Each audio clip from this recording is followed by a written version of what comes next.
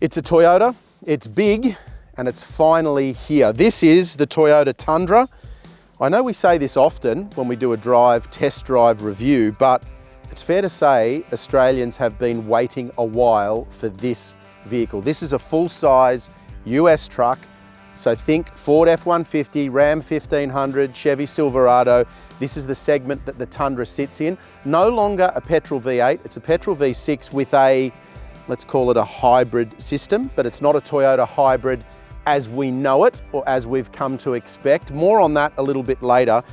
This is a good looking truck though, there's no doubt about that. And one thing Toyota's got, the other manufacturers don't have, is an enormous service network across the country. So to use that well-worn line that we sometimes toss up when we're reviewing these kinds of four-wheel drives, if you're going to tow a caravan around Australia, if you're doing the big lap, if you take a Toyota, you know that you're not going to have issues with parts and servicing out in remote areas. First up, let's take a look at the pricing. Pretty easy to understand because there's only one model grade. Then we'll take a look inside the cabin.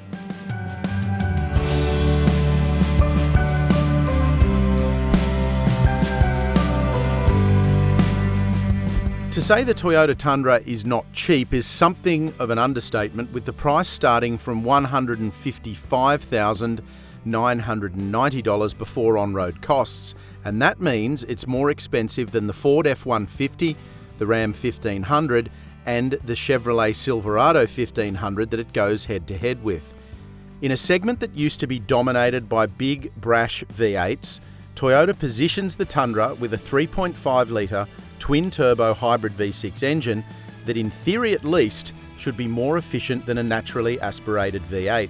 In practice, that's not quite the case, with the Tundra using a fair bit more than the 11.7 litre per 100 kilometre claim, especially around town in traffic. The engine is a powerhouse though, with combined outputs, including the hybrid system, of 326 kilowatts and 790 newton metres, and in concert with the 10-speed automatic, results in a smooth driving experience. Tundra will tow 4,500 kilograms braked, on par with the best in the segment, and it's got a whopping 122-litre fuel tank, and don't forget, it requires premium fuel. Unsurprisingly, the first thing we tend to say when we sit in the cabin of one of these US trucks is that it is cavernous. This is huge. There's a lot of room in terms of general comfort. Everything seems big and bigger than what you're used to outside of maybe a large four-wheel drive like a Land Cruiser or a Patrol, but everything seems bigger and there's just this sense of space everywhere. The seats are huge, they're comfortable, obviously, and there's a lot of adjustment. But once you get this into position, so you get this set up for someone who's 6'1", there's room for a 6'5" adult behind me in the second row. That's how big it is. We'll have a look at that in a minute. But the layout of the storage and the ergonomics is excellent. So it's very typical Toyota. Steering wheel controls that are easy to understand, seat controls and regular controls that you need to access are very easy to find and very easy to work out even on the move. You've got wireless charging and clever phone storage, things like wallets. You know, you can put your phone up in here, doesn't fly around the cabin. You've got proper storage here. Like I've got an oversized water bottle. That'll fit in there easily in that spot. So there's plenty of room for that, as well as cup holders for smaller coffee cups. And then what's clever here is you've got multi-layered shelf storage. So a big internal bucket down there in the center console, and then a floating shelf that you can pull forward or put back for other smaller items like keys, things like that. These seats are heated and ventilated, huge screen, plenty of headroom. It's just really, really comfortable here in the driver's seat. And you'll hear us say often, don't buy this truck if you live in the city. Doesn't make any sense because they're big, they're wide, they're probably too big for a lot of the lanes. They're not that good for a suburban driveway. But if you're doing a lot of touring, a lot of towing, if you're heading out into country areas regularly, there really is no better way to do it than with something like this, which is a full-size truck. Let's take a look in the second row. As I said, you jump into the second row here and just have a look at how much space I've got. That's my driving position there. Look how much room I've got to my knees. My feet aren't even anywhere near that front seat there when I get myself comfortable back here. What I also like is a lot of shoulder space, headroom as well. It's kind of like this second row is elevated, so you're almost looking out and around the seats in front of you. They're not up at the same height. Visibility is great therefore. And some clever stuff. Once again, you've got another storage pocket here that you can just fit your phone in if you need to. You've got bottle holders here that you can access for the back seat, as well as bottle holders in the door. USB-A, USB-C, LED lighting back here as well. It's not necessarily a luxury limousine in terms of amenity and what you get, but you do have charging to keep the devices charged for the kids, to keep them happy in the second row. And it's just the level of comfort. I can't emphasize enough that if you're going on a long road trip, if you're going 4 adults up and you're driving from Sydney to Melbourne or Sydney to Brisbane, you're going to sit back here and you're going to love it. You're not going to hate being back here. So there really is genuine comfort across all 4 seats, and indeed even the 5th seat here in the middle. Let's get out on the road, because driving is what it's all about with these vehicles.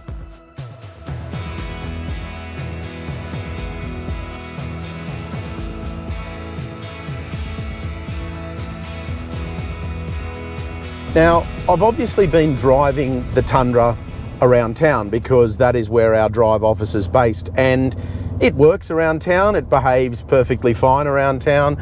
It's just wide and long, and some of the lanes in the inner city are not designed for a vehicle of this size, so you need to take that into account. That's why we say if you live in town and you spend most of your time in town, don't buy one of these big trucks. However, here where we are, about 2 hours out of Sydney, absolutely beautiful out here, big, broad, open country roads. This is where the Tundra excels. This is where it wants to be, and this is where it makes a lot of sense. When you get out to these areas where you see Land Cruisers and Patrols and 70 series and big vehicles like that, this is where the Tundra wants to spend its time. The ride, starting with that, is particularly good because you've got a long wheelbase, you don't have silly big wheels and tyres, so it's actually pretty comfortable even on choppy country roads. Similar, but maybe a little bit better than the regular dual cab Brigade that you'd be accustomed to. The brakes, you need to take into account that it's a big heavy truck that you're pulling up. So initially, especially when you're coming into a corner on a downhill section of twisty road, you need to realise that you're going to have to use the brakes probably a little bit earlier and a little bit firmer than you might have expected. The engine and the gearbox are excellent in that they're very smooth, there's plenty of power, there's only a slight hesitation, I guess you could call it, going from electric power, which happens rarely because it's rarely a pure electric drive, across to internal combustion power. You can feel it, which is different to regular Toyota hybrids, but it's smooth. When you're on the move like we are now, it's fantastic. A point I think though that needs to be made is Toyota's made the shift away from a V8 engine in order to get consumption down and make it more efficient, and I'm not necessarily confident that that has happened completely. This is averaged on test between about 13.6 and up to 14 litres per 100. So it's not horrendous for a big truck like this, but it's not as efficient as it might be if this was a pure Toyota hybrid like we're used to. And I think that's a point that you need to make, because if you're buying this over, say, a Silverado, which is a V8 petrol engine, or the current Ram, which has just finished up, which is a V8 petrol engine, it's probably not going to be quite as efficient compared to those vehicles as you might have expected. Now, we've said that ride quality is good, and it is. It's fantastic. But the cabin comfort in general is worthy of note when you're driving, and that's another reason I think that you look at one of these full-size trucks. There's no point buying something like this if you're never using the second row, because you've got so much room back there that it makes a lot of sense as that kind of vehicle that's got people in the second row regularly. And just the general cabin comfort, because it's so big, it's so spacious, there's so much storage, the seats are excellent, the adjustability's good, you're sitting up high, visibility's fantastic. Cabin comfort is just a real strong point of this vehicle, this class of vehicle to be fair, and Tundra's done a good job of it. I guess the question, having driven it, that you probably want an answer to, is whether this is as good as the best in segment. Ram deserves kudos for creating the segment in Australia. The Chevy Silverado, I think, just edges the Ram in a few areas, and therefore is the Tundra up at that level?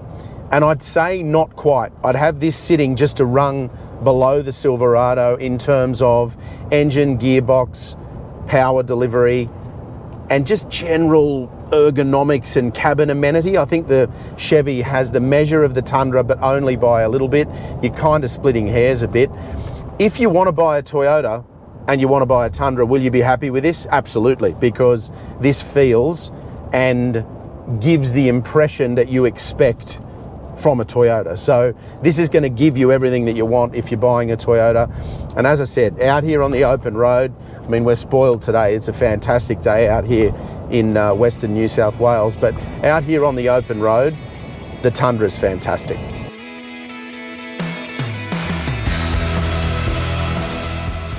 Now, before we wrap this one up, don't forget, if you want a new or near new vehicle, there's only one place to go, and that is over to Drive Marketplace. Doesn't matter if it's a Toyota Tundra, it could be any new or near new vehicle. Marketplace is where you go to find it. Well, the Toyota Tundra is, unsurprisingly, have a look at it, quite big. Is it too big? Well, we say often, in this video I've said it, and we say every time we test one of these, if you live in the city, if you do most of your driving in the city, don't buy one of these. This is not the vehicle for the job. But if you're touring and towing, there are a few better ways to do it than with a Toyota Tundra. Is it too big? Well, no, not out here on the open road. It makes a lot of sense. It's actually a pretty good thing to drive, and if you've driven anything long wheelbase like this, it won't be intimidating at all. Don't forget to hit like if you've enjoyed the video. Click on subscribe so you can stay up to date with all of our latest video content.